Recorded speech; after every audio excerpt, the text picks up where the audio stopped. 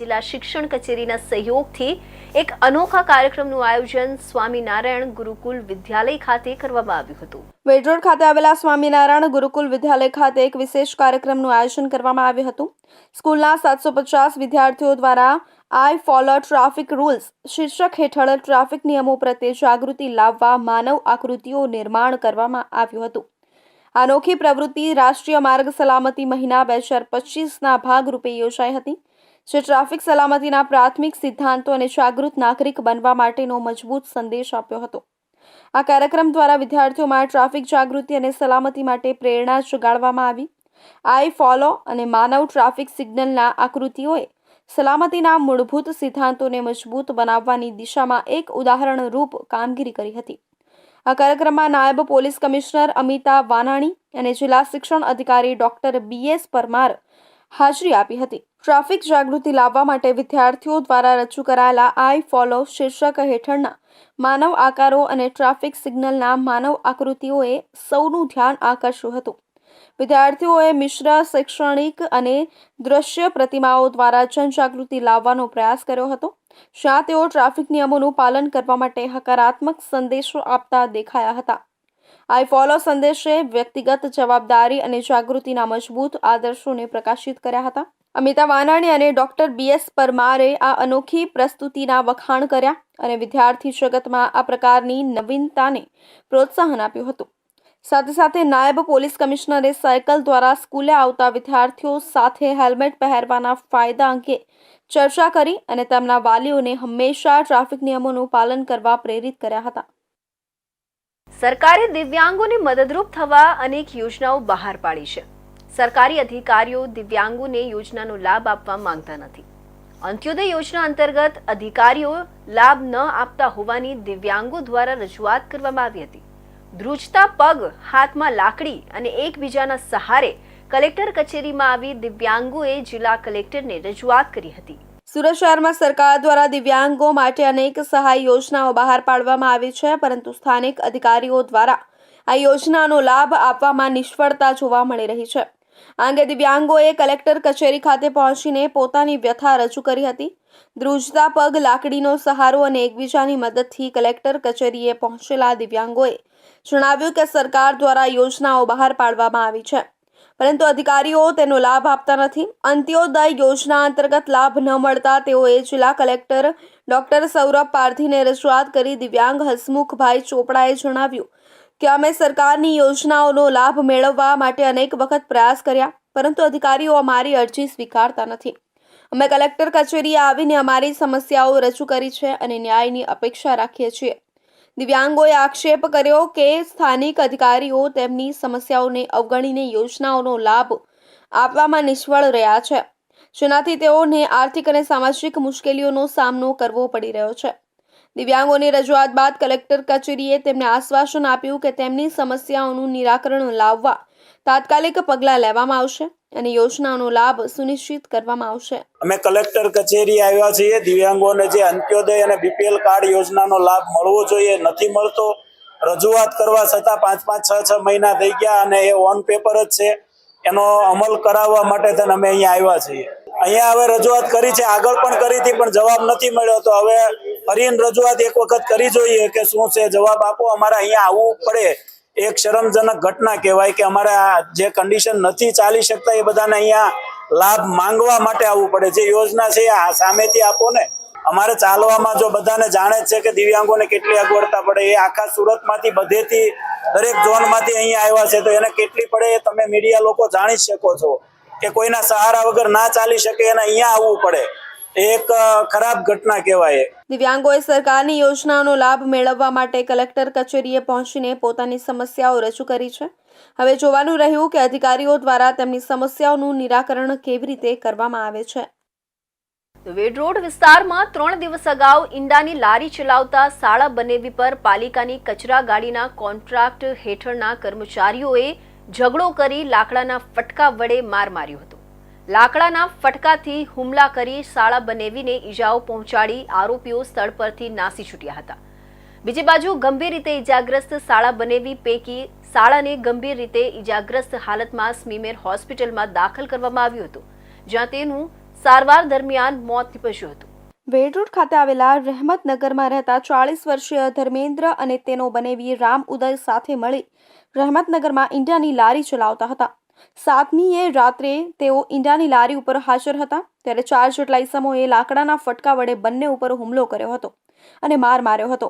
હુમલાને મારામારીના આ બનાવમાં રામ ઉદયને માથાના ભાગે ઈજાઓ થઈ હતી જ્યારે તેના સાળા ધર્મેન્દ્રને ગંભીર ઈજાઓ પહોંચી હતી જેથી તેને સારવાર માટે સ્મીમેર હોસ્પિટલમાં ખસેડવામાં આવ્યો હતો. જો સારવાર દરમિયાન ગત રાત્રે તેનું મોત નીપજ્યું હતું. વધુમાં પરિવારજનોએ જણાવ્યું હતું કે ધર્મેન્દ્ર મૂળ બિહારના સિવાન જિલ્લાનો વતની હતો અને સુરત ખાતે ઈંડાની લારી ચલાવી પરિવારનું ગુજરાન ચલાવતો હતો. તેને સંતાનમાં 2 પુત્રો છે. આ બનાવ અંગે ચોક બજાર પોલીસ સ્ટેશનના પીઆઈ વીવી વાઘડિયાએ જણાવ્યું હતું કે 4 આરોપીઓ હતા. તેઓ કચરાની ગાડી ઉપર કોન્ટ્રાક્ટ હેઠળ કામ કરતા હતા. મૃતક યુવક સાથે ઈંડાના ભાવતાલને લઈને રકઝક થઈ હતી જેમાં આરોપીઓએ લાકડાના ફટકા વડે તેને માર માર્યો હતો.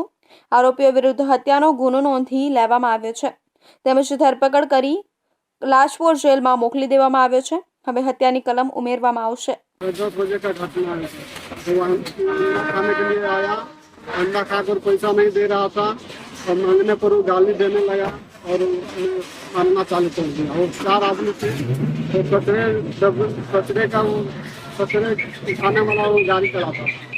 पहले कभी कभी आता था वो खाने के लिए लेकिन वो खाकर चला जाता था, पैसा भी दे देता. लेकिन इनका घटना है सर, उस दिन आए वो पैसा देना इनकार कर दिया, हम लोग मांगे वो नहीं दिया और मैं गए तो मारना चालू कर दिया. पहले मेरे सर पर मारा, उसके वो भाई को क्या चीज़ से मारा मैंने देखा नहीं, मैं तो गिर गया था. મૃતકના બનેવી અને હુમલામાં ઈજાગ્રસ્ત રામ ઉદયે જણાવ્યું હતું કે તેઓ બંને ઈંડાની લારી ઉપર હાજર હતા ત્યારે આરોપીઓ કચરાની ગાડીમાં આવેલા હતા. તેમણે 10 થી 12 ઈંડા ખાઈ લીધા હતા અને બાદમાં પૈસા આપવા માટે આનાકાની કરતા હતા. આરોપીઓ દારૂના ચિક્કાર નશામાં હતા અને ઈંડા ખાધા બાદ પૈસા આપવાની ના પાડી મારી ઉપર અને મારા સાળા ઉપર હુમલો કરી તમામ કચરાની ગાડીને લઈ ભાગી ગયા હતા. નજીકમાં જ શાકભાજીની લારી ચલાવતા કેદારે પણ જણાવ્યું હતું કે હુમલાખોરો દારૂના નશામાં હતા અને માર્યા બાદ ભાગી ગયા હતા. સુરતના આશીર્વાદ એન્કલેવ સોસાયટીમાં સિક્યુરિટી ગાર્ડ તરીકે નોકરી કરતા 76 વર્ષીય હરિ ઉર્ફે હરિ કાકા રામજી દોતોડે દ્વારા 10 વર્ષની બાળકી સાથે શારીરિક કડપલાની ઘટના સામે આવી છે. આ ઘટના સોસાયટીમાં રહેનારા લોકોને સ્તબ્ધ કરી દીધા હતા કારણ કે આ 76 વર્ષીય સિક્યુરિટી ગાર્ડને તમામ સોસાયટીના લોકો હરિ કાકા તરીકે બોલાવતા હતા અને તે છેલ્લા 10 વર્ષથી સિક્યુરિટી ગાર્ડ તરીકે નોકરી પર હતું. ઘટના 1 જાન્યુઆરી 2025ના રોજ સવારના 10:30 વાગ્યે બની જ્યારે બિલ્ડિંગમાં ઘરકામ કરવા માટે આવતી મહિલાની દીકરી સાથે શારીરિક અડપલા કર્યા હતા. ફરિયાદીની 10 વર્ષની દીકરી પોતાની માતા સાથે આશીર્વાદ enclave society Sentosa heights 2nd VIP road પર ઘરકામ કરવા આવી હતી. આ સમયે હરિકાકા નામના સિક્યુરિટી ગાર્ડે છોકરીને સાયકલ આપવાના બહાને પોતાના સિક્યુરિટી રૂમમાં બોલાવી અને તેને શારીરિક રીતે પકડીને અડપલા કર્યા હતા. ઘટનાની જાણ થતાં બાળકીની માતાએ તરત પોલીસમાં ગુનો નોંધાવ્યો અને અલથાણ પોલીસ સ્ટેશનમાં ફરિયાદ દાખલ કરવામાં આવી. પોલીસે સુરત શહેરના ટેકનિકલ સર્વેલન્સ અને હ્યુમન ઇન્ટેલિજન્સનો ઉપયોગ કરીને આરોપીની શોધ શરૂ કરી અને 9 જાન્યુઆરી 2025ના રોજ આરોપી હરિકાકાને પકડી પાડવામાં સફળતા મેળવી. તણા શહેરના ભટાર વિસ્તારમાં સોહમ રેસિડેન્સીના એ બ્લોકમાં પાંજરે પૂછપરછ માટે ઝડપી લેવામાં આવ્યો. આરોપી હરિ વિરુદ્ધ કાયદેસરની કાર્યવાહી શરૂ કરી દીધી છે અને પોલીસ તપાસ ચાલુ રાખી છે. ગઈ તારીખ 1 જાન્યુઆરીના રોજ અલથાણ પોલીસ સ્ટેશનની હદમાં આવેલ રામેશ્વર આશીર્વાદ એન્કલેવના કેમ્પસમાં એક 70 થી 75 વર્ષના કાકાએ એક નાની બાળકી સાથે અડપલા કરેલા, જેની તાત્કાલિક ખબર નહીં પડતા દીકરીએ તેના માતાને નહીં કહેતા તેના મોટા મમ્મી પણ ત્યાં કામ કરવા આવતા હતા. જેમને જાહેરાત થતાં તેમણે તેમના સાસુને કીધું, તેના સાસુએ તેમના હસબન્ડને કીધું. પિતાને ખબર પડતા ગઈકાલ એટલે કે તારીખ 9/1/2025ના રોજ પિતા ફરિયાદ કરવા આવેલા, જેની તપાસ કરતા તેમજ CCTV કેમેરા તેમજ મેન્યુઅલ ચેક કરતા ઘટના સાચી જણાઈ આવતા પોલીસ અલથાણે ગુનો દાખલ કરેલો છે.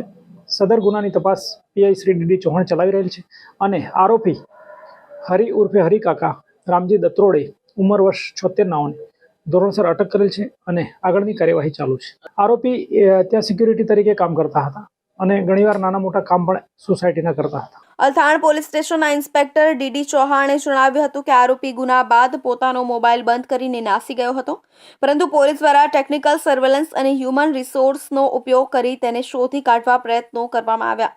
9 જાન્યુઆરી 2025ના રોજ પોલીસને આ પ્રકારની માહિતી મળી કે આરોપી હરિભટાર વિસ્તારમાં સોહમ રેસિડેન્સી બિલ્ડિંગના એ બ્લોકના 5મા માળે રહે છે અને તે મૂળ મહારાષ્ટ્રના બુલઢાણા જિલ્લાનો હતો.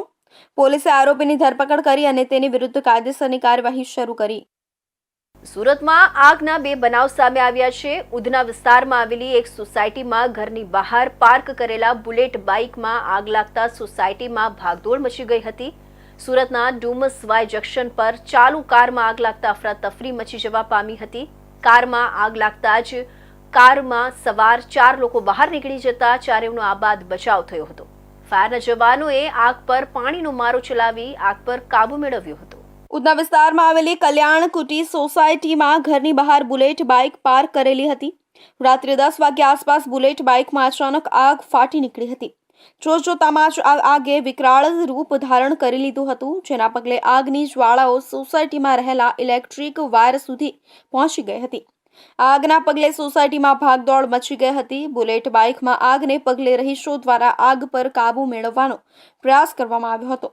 આજુબાજુ અને ઉપરથી આગ પર પાણીનો મારો ચલાવવામાં આવ્યો હતો, જોકે આગ કાબુમાં આવી ન હતી. આ સાથે જ ફાયર વિભાગને પણ જાણ કરી દેવામાં આવી હતી, જેથી ફાયર વિભાગના કાફલો ઘટના સ્થળે પહોંચીને આગ પર ગણતરીની મિનિટોમાં કાબુ મેળવી લીધો હતો.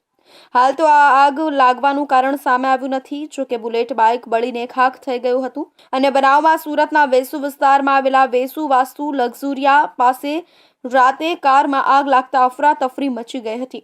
આગે ફાયરને 9:54 કોલ મળ્યો હતો, જેથી વેસુ ફાયર સ્ટેશનની ગાડી ઘટના સ્થળે પહોંચી હતી. કાર માલિક રમેશભાઈ લાડ પોતાના 4 મિત્રો સાથે બહાર જતા હતા ત્યારે અચાનક કારમાં આગ લાગી ગઈ હતી, જેના પગલે તેઓ કારમાંથી નીચે ઉતરી ગયા હતા. કારમાં આગે વિકરાળ સ્વરૂપ ધારણ કરતા ફાયરના જવાનોએ આગ પર પાણીનો મારો ચલાવી આગ ઉપર કાબુ મેળવ્યો હતો. અત્રે ઉલ્લેખનીય છે કે કાર સીએનજી હતી. કારમાં આગ શોર્ટ સર્કિટના કારણે લાગી હતી, જેથી વાયરિંગ સહિત આખી કાર બળીને ખાક થઈ ગઈ હતી. જોકે આ આગની ઘટનામાં કોઈ જાનહાનિ ના થતા સૌ કોઈએ રાહતનો શ્વાસ લીધો હતો. તો હવે સમય છે એક વિરામનો.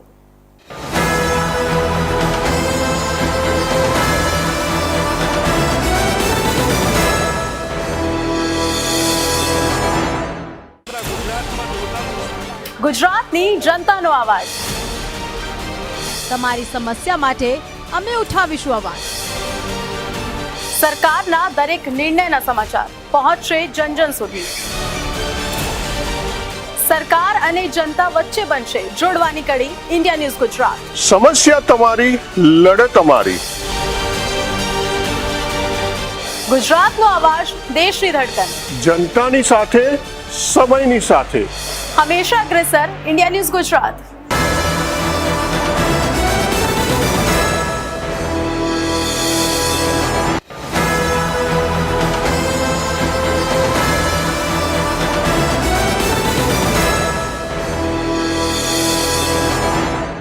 વિરામ બાદ ફરી આપ સૌનું સ્વાગત છે. ખેલ મહાકુંભ 3.0 માં સમગ્ર જિલ્લાના ગ્રામીણ વિસ્તરણનું ગૌરવ આરએમજી મહેશ્વરી ઇંગ્લિશ સ્કૂલમાં મુખ્યમંત્રી ભૂપેન્દ્ર પટેલના આશીર્વાદથી ખેલ મહાકુંભ 3.0નું આરએમજી મહેશ્વરી ઇંગ્લિશ સ્કૂલના પ્રાંગણમાં ઉદ્ઘાટન કરવામાં આવ્યું હતું. રમતગમત અને ટીમ વર્કના ભવ્ય ઉજવણીમાં લાડવીમાં આરએમજી મહેશ્વરી ઇંગ્લિશ સ્કૂલે 11 જાન્યુઆરી 2025ના રોજ પ્રતિષ્ઠિત રમતગમત મહોત્સવ ખેલ મહાકુંભ 3.0નું ગર્વથી આયોજન કર્યું હતું. ગુજરાતના મુખ્યમંત્રી ભૂપેન્દ્રભાઈ પટેલના આશીર્વાદથી આ કાર્યક્રમનું ઉદ્ઘાટન કરવામાં આવ્યું હતું. ખેલ મહાકુંભ 3.0માં 30 શાળાઓના આશરે 600 વિદ્યાર્થીઓએ ખૂબ જ ઉત્સાહ અને ખેલદિલી સાથે બાસ્કેટબોલ ટુર્નામેન્ટમાં ભાગ લીધો હતો. વિદ્યાર્થીઓ દ્વારા પ્રદર્શિત સક્રિય ભાગીદારી અને ટીમને કારણે આ ઉત્સવ જબરજસ્ત સફળ રહ્યો. આ કાર્યક્રમ ગુજરાત રાજ્યના શિક્ષણ મંત્રી પ્રફુલ્લ પાનસેરિયાના નિર્દેશો અનુસાર યોજવામાં આવ્યો હતો, જેઓએ વિદ્યાર્થીઓમાં રમતગમત અને શારીરિક પ્રવૃત્તિઓને પ્રોત્સાહન આપવા ભાર મૂક્યો હતો. વિદ્યાર્થીઓને વધુ પડતા સોશિયલ મીડિયાના ઉપયોગથી દૂર રહેવા અને તેમના શારીરિક અને માનસિક સુખાકારીના વિકાસ પર ધ્યાન કેન્દ્રિત કરવા માટે પ્રોત્સાહિત કરવામાં આવ્યા હતા. આરએમજી મહેશ્વરી ઇંગ્લિશ સ્કૂલ આ પહેલને પ્રોત્સાહન આપવામાં મોખરે રહી છે. નિયમિતપણે રમતગમત મહોત્સવ અને કાર્યક્રમોનું આયોજન કરીને વિદ્યાર્થીઓને શારીરિક પ્રવૃત્તિઓમાં જોડે છે. શાળાએ વાલીઓ અને વિદ્યાર્થીઓને સોશિયલ મીડિયાથી સ્વસ્થ અંતર જાળવવા અને રમતગમત અને અન્ય અભ્યાસ ક્ષેત્રે પ્રવૃત્તિઓમાં તેમની પ્રતિભા અને રુચિઓને ખીલવવા પર ધ્યાન કેન્દ્રિત કરવા અપીલ કરી છે. आज दिनांक 11 जनवरी 2025 को खेल महाकुंभ 3.0 का उद्घाटन आरएमजी माहेश्वरी प्रांगण में किया गया. मुख्यमंत्री भूपेंद्र पटेल के नेतृत्व में और प्रफुल्ल भाई पानसुरिया के आयोजन में यहाँ पर खेल महाकुंभ का आयोजन किया गया. इस आयोजन में लगभग 30 से ज़्यादा स्कूलों ने सम्मिलित हुए, जिसमें 600 से ज़्यादा अभिभावकों ने और 600 से ज़्यादा छात्राओं ने अपना योगदान दिया. ये पूरा खेल महाकुंभ का आयोजन इस प्रकार से किया गया है कि आज की डेट में जो बच्चे सोशल मीडिया से अटैच है उनको दूरी बनाए रखने के लिए और खेल का महत्व समझाने के लिए गुजरात सरकार और शिक्षण मंत्री बार बार इस तरह के आयोजन का प्रावधान रखती है. ખેલ મહાકુંભ 3.0નું આયોજન કરીને આરએમજી મહેશ્વરી ઇંગ્લિશ સ્કૂલે તેના વિદ્યાર્થીઓમાં સ્વસ્થ અને સંતુલિત જીવનશૈલીને પ્રોત્સાહન આપ્યું છે. વિદ્યાર્થીઓને રમતગમત અને શારીરિક પ્રવૃત્તિઓમાં ભાગ લેવા માટે પ્રોત્સાહિત કરવાના શાળાઓના પ્રયાસો પ્રશંસનીય છે અને ખેલ મહાકુંભ 3.0ની સફળતા ટીમ વર્ક, શિસ્ત અને શારીરિક તંદુરસ્તીની સંસ્કૃતિને પ્રોત્સાહન આપવા માટેના શાળાએ મહત્વનો ભાગ ભજવ્યો હતો. સિલવાસમાં વિવિધ સ્થળોએ રસ્તા બનાવવાનું કામ ચાલી રહ્યું છે. આ દરમિયાન સિલવાસ પોલીસ સ્ટેશનની સામે રોડ બાંધકામ કરતી વખતે ગુરુવારે રાત્રે પાણીની પાઇપલાઇન ફાટી ગઈ હતી, જેના પરિણામે મોટા પ્રમાણમાં પાણીનો બગાડ થયો હતો અને પાણી ઝડપથી વહેવા લાગ્યું હતું. આ પાણી એ રીતે વહેતા જાણે એક નહેર વહેતી હોય તેવી સ્થિતિ બની ગઈ હતી. આ દરમિયાન હજારોથી વધુ લીટર પાણીનો બગાડ થયો હતો. વહીવટીતંત્રને બેજવાબદારી ભરી આ કાર્ય માટે કોન્ટ્રાક્ટર ઉપર કાર્યવાહી કરવી જરૂરી છે. સિલવાસમાં ગુરુવારે રાત્રે રસ્તાના બાંધકામ દરમિયાન પાણીની પાઇપલાઇન ફાટી જવાની એક ચોંકાવનારી ઘટના સામે આવી છે. સિલવાસમાં પોલીસ સ્ટેશનની સામે પાઇપલાઇન ફાટી જવાથી મોટા પ્રમાણમાં પાણીનો બગાડ થયો હતો. સિલવાસમાં વિવિધ સ્થળોએ રસ્તાનું બાંધકામ ચાલી રહ્યું છે, પરંતુ આ ઘટનાએ કોન્ટ્રાક્ટરના બેજવાબદાર કાર્ય અંગે ગંભીર ચિંતા વ્યક્ત કરી છે. પ્રત્યક્ષદર્શીઓએ આ ઘટનાને અસ્તવ્યસ્ત ગણાવી હતી, જેમાં ફાટેલી પાઇપલાઇનમાંથી પાણી વહેતું હતું અને નહેરની જેમ ઝડપથી વહેતું હતું. પાણીના બગાડથી અંદાજ મુજબ હજારો લીટર પાણીનો બગાડ થયો હતો. આ માત્ર એક કિંમતની સંસાધનનો જબરજસ્ત બગાડ નથી, પણ કોન્ટ્રાક્ટરની બેદરકારી છે. પાણીના ભયંકર બગાડ માટે જવાબદાર કોન્ટ્રાક્ટર સામે વહીવટીતંત્રે તાત્કાલિક પગલાં લેવા જોઈએ. આવા બેદરકાર વર્તન માટે જવાબદાર લોકોને જવાબદાર ઠેરાવવા અને તેમના કાર્યોના પરિણામોનો સામનો કરવો જરૂરી છે. વધુમાં વહીવટીતંત્રે પાઇપલાઇન ફાટવાનું ચોક્કસ કારણ નક્કી કરવા અને ભવિષ્યમાં આવી ઘટનાઓ અટકાવવા માટે પગલાં લેવા માટે ઘટનાની સંપૂર્ણ તપાસ કરવી જોઈએ. આ ઘટનાથી સ્થાનિક રહેવાસીઓમાં વ્યાપક આક્રોશ અને ચિંતા ફેલાઈ છે, જેઓ માંગ કરી રહ્યા છે કે વહીવટીતંત્ર કોન્ટ્રાક્ટર સામે ઝડપી અને નિર્ણાયક પગલાં લે. રહેવાસીઓ બાંધકામ પ્રક્રિયામાં પારદર્શિતા અને જવાબદારી વધારવાની પણ માંગ કરી રહ્યા છે, જેથી આવી ઘટનાઓ ફરી ન બને. સિલવાસામાં મોટા પાયે પાણીનો બગાડ એક ચિંતાજનક ઘટના છે, જે બાંધકામ પ્રોજેક્ટ્સમાં વધુ જવાબદારી અને પારદર્શિતાની જરૂરિયાતને પ્રકાશિત કરે છે. વહીવટીતંત્રે જવાબદાર કોન્ટ્રાક્ટર સામે તાત્કાલિક પગલાં લેવા જોઈએ અને ભવિષ્યમાં આવી ઘટનાઓ અટકાવવા માટે ઘટનાની સંપૂર્ણ તપાસ કરવી જોઈએ. સેલવાસના કિલવણી નાકા શાકભાજી માર્કેટમાં બે વેપારીઓ વચ્ચે જગ્યા અને વેપાર બાબતે ઝઘડો થતા પાલિકાની ટીમ પહોંચી હતી અને માર્કેટમાં બેસતા દરેક વેપારીઓના લાયસન્સ ચેક કરી જેઓ પાસે લાયસન્સ ન હતા તેઓનો સામાન જપ્ત કર્યો હતો. સેલવાસના કિલવણી નાકા શાકભાજી માર્કેટમાં વ્યાપાર બાબતે બે વેપારીઓ વચ્ચે ઝઘડો થયાની ઘટના સામે આવી છે. ઝઘડાને પગલે વેપારીઓ અને સ્થાનિક લોકોમાં ચકચાર ફેલાઈ હતી. સેલવાસ નગરપાલિકાના ચીફ ઓફિસરે ઘટનાની નોંધ લેતા શાકભાજી માર્કેટમાં લાયસન્સ ચેકિંગ અભિયાન શરૂ કર્યું. આ અભિયાન અંતર્ગત એવા વેપારીઓને હટાવવામાં આવ્યા જેથી ગેરકાયદેસર વેપાર પર રોક લગાવી શકાય અને માર્કેટમાં શાંતિ અને વ્યવસ્થાનો દરકાર રાખી શકાય. માર્કેટમાં તપાસ દરમિયાન ઘણા વ્યક્તિ પાસે 2 લાયસન્સ મળી આવ્યા હતા તેમજ ઘણા લોકો બીજાના લાયસન્સ ઉપર વ્યાપાર કરતા માલુમ પડ્યા હતા. આવા બધા લોકો પર કાર્યવાહી કરતા દુકાનો જપ્ત કરવામાં આવી હતી તેમજ કિલવણી શાકભાજી માર્કેટ પાસે માર્કેટમાં જવા માટેનો રસ્તો ખોદી નાખવામાં આવ્યો હોવાથી વેપાર ઉપર સીધી અસર જોવા મળી રહી છે. માર્કેટમાં જવા માટે એક જ રસ્તો હોવાથી તેમજ પાર્કિંગની પણ વ્યવસ્થા ન હોવાથી લોકોને ભારે હાલાકીનો સામનો કરવો પડી રહ્યો છે. ભરૂચ શિક્ષણ અધિકારીની કચેરી દ્વારા HMVP વાયરસને લઈ એલર્ટ થઈ તમામ તૈયારી કરી દેવામાં આવી છે. HMVP વાયરસ ખાસ કરીને બાળકોને ઇફેક્ટ કરતો હોય અને આવનારા સમયમાં બોર્ડની પરીક્ષા આવનાર હોય શિક્ષણ વિભાગ એલર્ટ મોડમાં જોવા મળી રહ્યું છે. સરકાર તરફથી ગાઈડલાઈન જાહેર થયા બાદ નવા નિયમ મુજબ શાળાઓની જાણ કરવામાં આવી રહી છે. હાલ ભરૂચમાં એક પણ કેસ નોંધાયો નથી. ભરૂચ શિક્ષણ અધિકારીની કચેરીએ HMVP વાયરસને લગતી વધતી ચિંતાઓને પહોંચી વળવા માટે સક્રિય પગલાં લીધા છે, જે ખાસ કરીને બાળકોને અસર કરી રહ્યો છે. નજીકના ભવિષ્યમાં બોર્ડ પરીક્ષાઓ નજીક આવી રહી છે, તેથી કચેરીએ વિદ્યાર્થીઓના સ્વાસ્થ્ય અને સુખાકારી માટે તમામ જરૂરી સાવચેતીઓ સુનિશ્ચિત કરવા માટે તૈયારીઓ કરી છે. તેની તૈયારીના ભાગરૂપે કચેરી પરિસ્થિતિ પર નજીકથી નજર રાખી રહી છે અને અનુસરવામાં આવનાર માર્ગદર્શિકા અને પ્રોટોકોલ અંગે અપડેટ્સ મેળવવા માટે સરકાર સાથે સતત સંપર્કમાં છે. સરકાર માર્ગદર્શિકા જારી કરે તે ક્ષણે શિક્ષણ વિભાગ કાર્યવાહીમાં આવશે. જિલ્લાભરની શાળાઓને નવા નિયમો અને નિયમો વિશે ચેતવણી આપશે. શાળાઓને વાયરસના ફેલાવાને રોકવા માટે લેવામાં આવતા જરૂરી પગલાં વિશે જાણ કરવામાં આવશે, જેમાં સ્વચ્છતા પ્રથાઓ, સામાજિક અંતર અને અન્ય નિવારક પગલાંઓનો સમાવેશ થાય છે. કચેરીએ પણ સુનિશ્ચિત કરશે કે શાળાઓ વાયરસના કોઈપણ સંભવિત કેસોને સંભાળવા માટે જરૂરી માળખાગત સુવિધાઓ અને સંસાધનોથી સજ્જ છે. સદનસીબે અત્યાર સુધી ભરૂચમાં HMVP વાયરસનો એક પણ કેસ નોંધાયો નથી. જોકે શિક્ષણ અધિકારીની કચેરી કોઈ પણ જોખમ લઈ રહી નથી અને જિલ્લો સલામત રહે તે સુનિશ્ચિત કરવા માટે કોઈ કસર છોડી રહી નથી. ભરૂચ શિક્ષણ અધિકારીની કચેરી દ્વારા અપનાવવામાં આવેલા સક્રિય અભિગમ એ જિલ્લાની તેના વિદ્યાર્થીઓના સ્વાસ્થ્ય અને સુખાકારીને પ્રાથમિકતા આપવાની પ્રતિબદ્ધતાનો પુરાવો છે. તૈયાર રહીને અને સમયસર પગલાં લઈને કચેરીનો ઉદ્દેશ્ય વાયરસ ફેલાવાના જોખમને ઘટાડવાનો છે અને ખાતરી કરવાનો છે કે વિદ્યાર્થીઓ કોઈપણ અનુચિત તણાવ કે ચિંતા વિના તેમના અભ્યાસ પર ધ્યાન કેન્દ્રિત કરી શકે.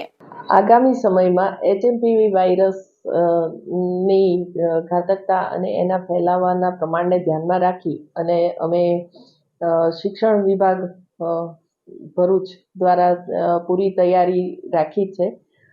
રાજ્યમાંથી જેવી એડવાઇઝરી જાહેર થશે એ સાથે જ અમે શાળાઓમાં તકેદારીના પગલાં લેવા માટે તૈયાર છીએ. બાળકો આગામી સમયમાં બોર્ડની પરીક્ષાઓ શરૂ થવા જઈ રહી છે. બાળકોની પ્રિલિમ પરીક્ષાઓ પણ ચાલુ થવાની છે. તે સમયમાં બાળકોને HMPV વાયરસથી શક્ય એટલા વધારે પ્રમાણમાં બચાવી શકે એ માટેના સાવચેતીના પગલાં લેવા માટે અમે તૈયાર છીએ. અમારો એક્શન પ્લાન પણ રેડી છે. બોર્ડની પરીક્ષાઓ વિદ્યાર્થીની શૈક્ષણિક યાત્રામાં એક મહત્વપૂર્ણ સીમાચિહ્નરૂપ છે અને તે જરૂરી છે કે તેઓ કોઈપણ વિક્ષેપ કે ચિંતા વિના પરીક્ષાની તૈયારી કરી શકે અને તેમાં હાજર રહી શકે. ભરૂચ શિક્ષણ અધિકારીની કચેરી ખાતરી કરવા માટે અથાક મહેનત કરી રહી છે કે આ ખરેખર સાચું છે અને વિદ્યાર્થીઓ કોઈપણ અવરોધ વિના તેમના શૈક્ષણિક લક્ષ્યો પ્રાપ્ત કરવા પર ધ્યાન કેન્દ્રિત કરી શકે. રિલાયન્સ મોલથી સિદ્ધાર્થનગર સુધી નવા રોડના કામનું ધારાસભ્યના હસ્તે ખાતમુહૂર્ત કરવામાં આવ્યું હતું. સ્થાનિકોમાં ખુશીનો માહોલ જોવા મળ્યો હતો. ભરૂચ શહેરમાં નગરપાલિકા હદ વિસ્તારમાં આવતા વોર્ડ નંબર 8માં 18 કરોડના ખર્ચે PCC અને CC રોડ બનાવવા માટેના કામનું ભરૂચના ધારાસભ્ય રમેશ મિસ્ત્રીના હસ્તે ખાતમુહૂર્ત કરવામાં આવ્યું હતું. ભરૂચ શહેરમાં નગરપાલિકા હદ વિસ્તારમાં આવતા વોર્ડ નંબર 8માં 18 કરોડના ખર્ચે PCC સાથે CC રોડ બનાવવા માટેના કામનું ભરૂચના ધારાસભ્ય રમેશ મિસ્ત્રીના હસ્તે ખાતમુહૂર્ત કરવામાં આવ્યું હતું. ભરૂચ નગરપાલિકા હદ વિસ્તારમાં આવેલા વોર્ડ નંબર 8માં રિલાયન્સ મોલથી સિદ્ધનાથ નગર સોસાયટી સુધી નવો રોડ બનાવવાની કામગીરી શરૂ કરવામાં આવતા સ્થાનિકોમાં ખુશીનો માહોલ જોવા મળી રહ્યો છે. સ્થાનિક નગરસેવકોના પ્રયાસો તેમજ રાજ્ય સરકારની ગ્રાન્ટમાંથી 18 કરોડ ઉપરાંતની રકમમાંથી પીસીસી સાથે સીસી રોડ બનાવવા માટેના કામનું આકાશગંગા સોસાયટી નજીક ખાતમુહૂર્ત પ્રસંગનું આયોજન કરવામાં આવ્યું હતું.